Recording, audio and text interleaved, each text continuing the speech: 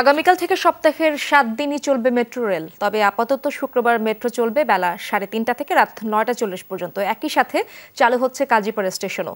বৃহস্পতিবার দুপুরে স্কাটনের ডিএমটিসিএল এর কার্যালয়ে সংবাদ সম্মেলনে এই তথ্য জানান সংস্থাটির ব্যবস্থাপনা পরিচালক।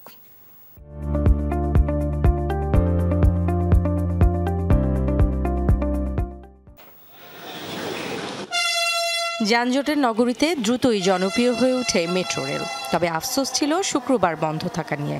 অবশেষে দূর হচ্ছে সেই আক্ষেপ। শুরু হচ্ছে আমাদের 7 দিনের মেট্রো রেলের যাত্রা।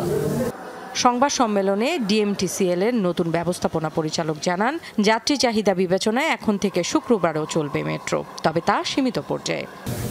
উত্তর থেকে দুপুর 3:30 শুরু করবে, সর্বশেষ ট্রেন ছাড়বে 9টায়।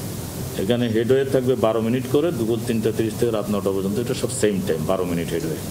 আর মতিঝিল থেকে উত্তর বাউন্ড হবে, 3:50 মিনিটে প্রথম ট্রেনটি ছাড়বে, দুপুর 3:50 মিনিটে ছেড়ে আর রাত 9:40 হলো লাস্ট ট্রেন ছাড়বে। মাঝে 12 মিনিট গ্যাপ করে আমাদের ট্রেন চলাচল অব্যাহত থাকবে। এই জন্য আমাদের মোট 60টি ট্রিপ হবে ওই দিন শুক্রবারে।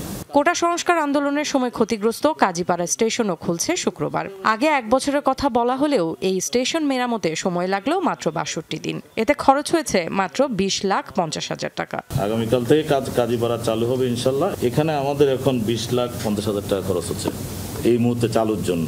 বাট এখানেও আমরা কিছু যন্ত্রপাতি কিন্তু রিঅ্যারেঞ্জ করেছি। তবে মিরপুর 10 নম্বর স্টেশন চালু হতে আরও কিছুটা সময় লাগবে। চলতি মাসে ডিএমটিসিএল 20,67,03,591 টাকা আয় করেছে বলে সংবাদ সম্মেলনে জানানো হয়। মিরপুর 10-এ আপাতত থামবে না, এটা আমাদের কাজ চলছে। কাজ শেষ হলে আমরা দ্রুত এটা চালু করার চেষ্টা চালাচ্ছি। Farhana Nancy, Jamuna news, Dhaka.